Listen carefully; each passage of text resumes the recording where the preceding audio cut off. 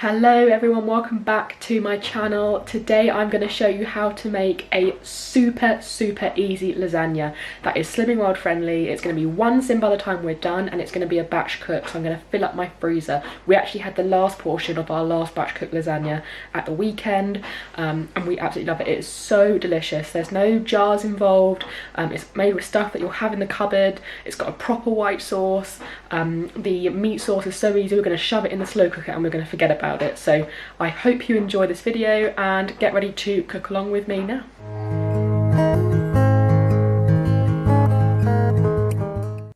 So here is everything that we're going to use to make our lasagna sauce. Now, like I said, this is going to be the easiest meat sauce that you make. You don't have to put this in a lasagna. You can chuck this all in the slow cooker and have it as a bolognese if you want.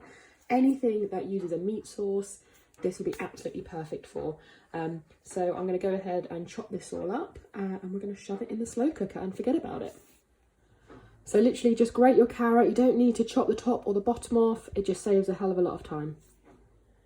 So you're going to want to chop your onions relatively small. Obviously they're going in the slow cooker, so they're going to get nice and soft as they're cooking for a really long time. So you don't have to worry about dicing them up too small. So again, chop up your pepper. I'm using a pepper in my lasagna. That's not really traditional. I'd normally put a celery stick in, but I don't have any in the fridge, so I'm just using up what we've got because I hate food going to waste. Again, you don't need to chop these up too small because they'll get soft, but Alex isn't a big fan of peppers, so I'm chopping these a little bit smaller than perhaps you need to.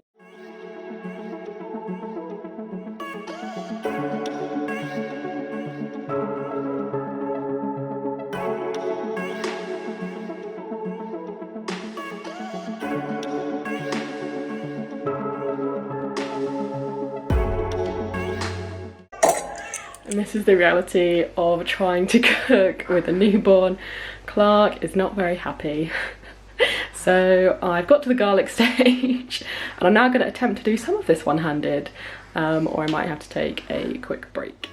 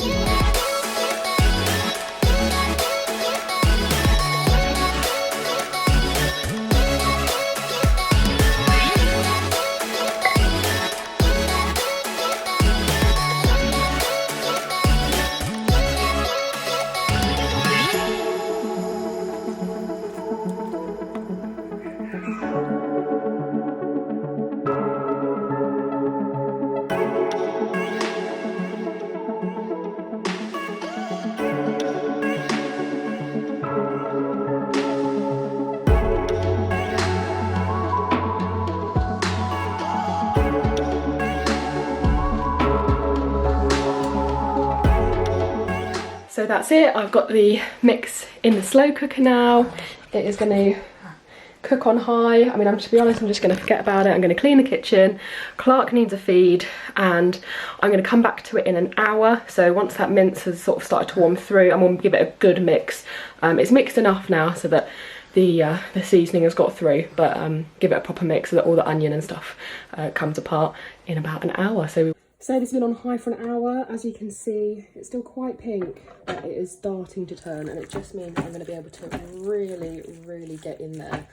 Do not make the mistake, which I have made many times, which is touching the side. So to get a bit of grip, make sure you've got a tea towel, and then you can really get in there and just make sure that all the onion is separating, that garlic is really evenly distributed. It's just a lot easier once you've left it for an hour. If you've browned your mince before you put it in, you won't need to do this. You'll have been able to do this as soon as you put it in. But frankly, I just can't be bothered to wash another pot up. So I just put it in straight away, and I never have any problems. But now that we've been able to give this a good mix, we can let this carry on now and just completely forget about it. For about 6 hours, I would come back and check it sort of every 2 hours, give it a stir. You don't want the lid off too much because the heat is going to be lost and it just takes a little while to build that heat up. But as you can see, it's already steaming hot and starting to reduce down. So I'll let this cook now. So I have just got back from taking Clark to get his 12-week jabs. The slow cooker has been on for about 5 hours now, so I'm just going to stir it and see how we're getting on.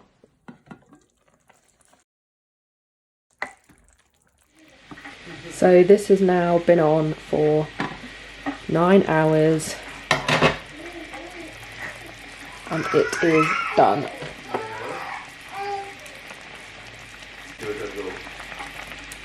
It is now time to make the white sauce for our lasagnas. This is super easy. You just need flour, milk, and any kind of spread.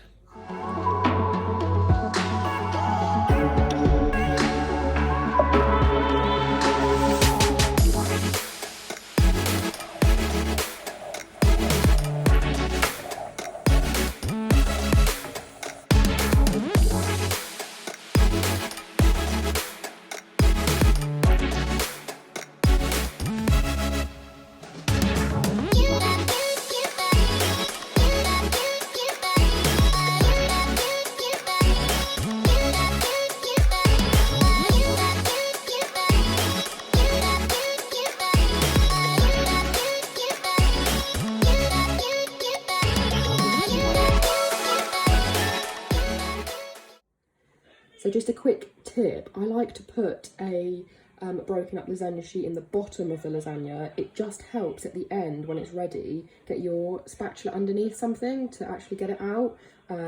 Even if it means that you don't eat it and it breaks when you get it out, it just means that you don't leave loads of mince at the bottom. So give that a go if you're having a problem with your lasagna being a bit too sloppy coming out. Just really push down the meat sauce. We obviously are trying to make quite a few lasagnas, so you can always add more. So just start with a thin layer. You can hear some BBs on in the background. That is how we rock and roll in this house. So we've got our first layer of mince down, so then we just add slice of pasta. It doesn't matter if it doesn't meet the whole lasagna. There's going to be plenty to eat in this. And also what we're going to do is when you snap it, you get lots of little crumbs, and you can kind of just add little bits in there. Again, it doesn't matter if it's not all covered. There's going to be lots of lovely white sauce there to make things delicious, and obviously a little less pasta and there's a few less calories. So just use what you've got from the offcuts. Obviously if you're making big ones you might not need offcuts, you can use whole sheets, but I just find these little ones really convenient. We've then got our very luscious white sauce. If you've left it on the side, obviously, to put your mince in, it will have got a little skin, so just stir it through. There's nothing wrong with it, you don't need to reheat it just yet. If it gets really solid, obviously just gently reheat it. Make sure you keep stirring. But we now just take a little glob.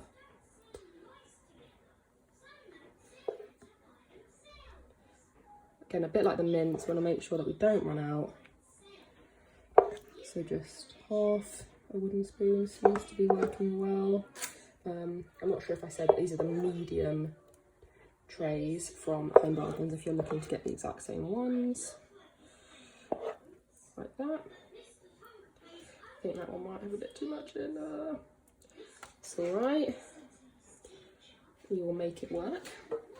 And just obviously take your spoon and gently push it to the edge. Doesn't need to be perfect. So we've got all of our white sauce mixed out, and it's time to put another layer of meat sauce on top. So this is going to be the last layer, so we can kind of judge it, work out if we can put a bit more in.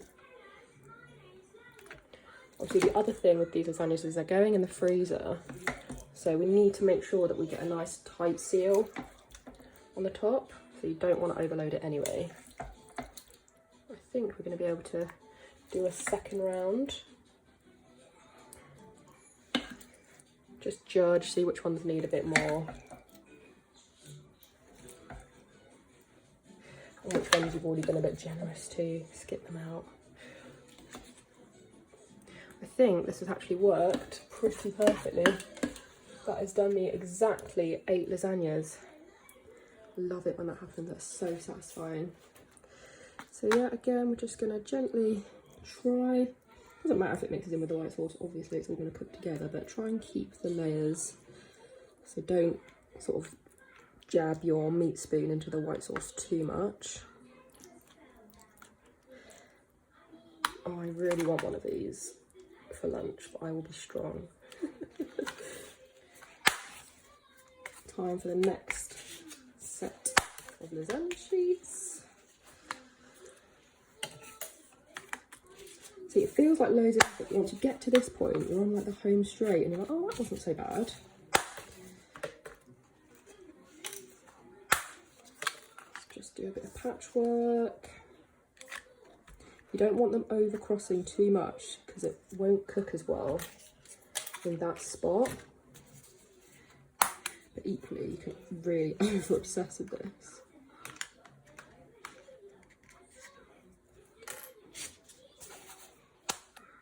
And then we have our last set of white sauce. So by this point, you really do need to give it a good start. Make sure any of that skin is mixed in. Right. So obviously the top does not need as much because you're going to have cheese on top as well. So don't worry too much if it's looking like you don't have enough. Oh, that's too much on there. I say too much, it won't actually matter, I just mean in terms of making sure we've got enough for all of them. Actually no, we're fine. And then just give it a good scrape. I want to make sure none of our hard work goes to waste.